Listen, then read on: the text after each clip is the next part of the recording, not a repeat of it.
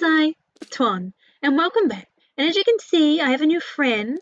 I've been reminded of my great love for the frogs in Minecraft. They bring me so much joy. You can kind of see how I got him in here, but he's so cute. Look at him. I would die for this frog. And if some of you saw a short I did earlier this week, or was it last week? I can't quite remember. I got a bit distracted outside and made a bunch of frog statues. I'm not really sure how to incorporate them at the moment, but they will be included because whatever I build, I must include. So that ballroom I did for funsies, yeah, I don't know how I'm going to include that, but I've made some steady progress. Although, to be honest, I haven't felt myself for a little, so I took a little break and decided I'm going to look away from the screen, take a breather, relax, and I did some painting. And what did I paint, you may ask? I painted the frogs, of course. I would die for those frogs. I've been reminded of my love, and so of course I had to paint the frogs. It's really hard to talk. I'm getting distracted by this frog. And so after doing that painting, it took about 3 days. I'm quite proud of it, and I'm felt like, yeah, you know what? I'm ready to come back.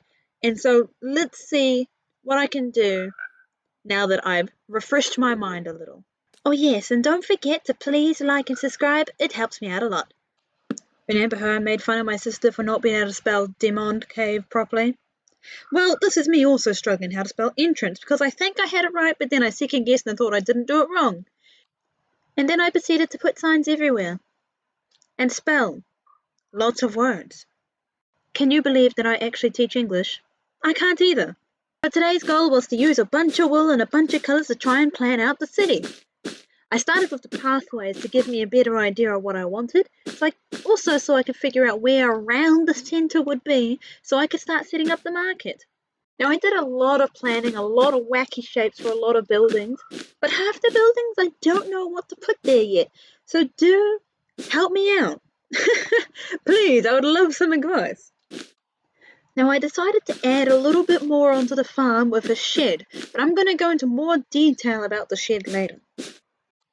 A few final touches later and the beginnings of a city can be seen.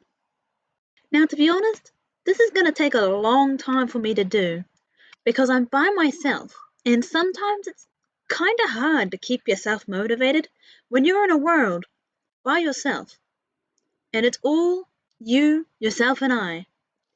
And also because I'm in creative, sometimes there's so many options. I'm getting used to it, but not at the same time. I'm so used to doing it in survival and with everyone there, so hopefully I don't take too long doing it. I'll try my very best.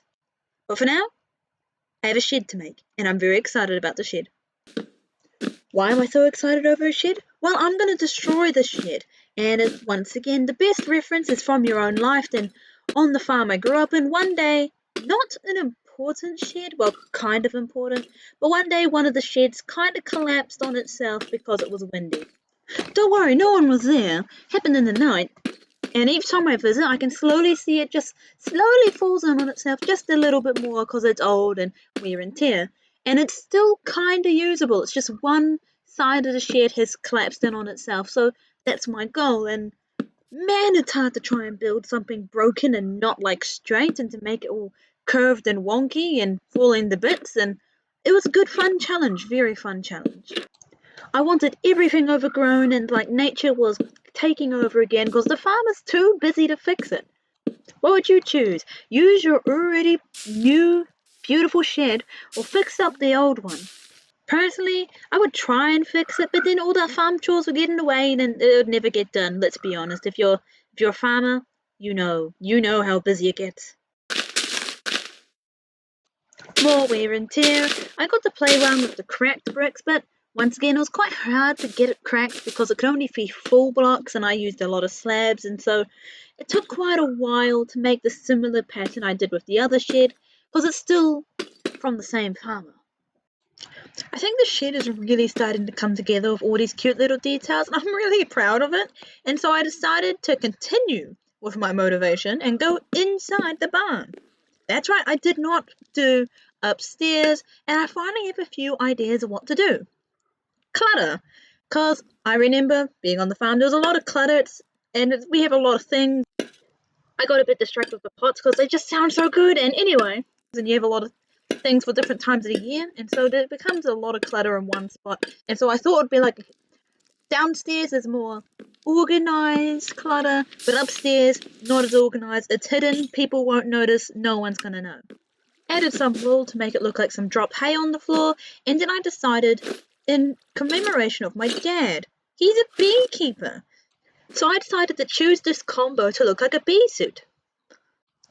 I still quite like the wool idea, so I added a bit more wool down below, might change it later, but I don't know what it is about the weather. Whenever I complete a build, the weather reminds me of a certain snail I built for funsies. Snail, the bringer of rain. No, of thunder.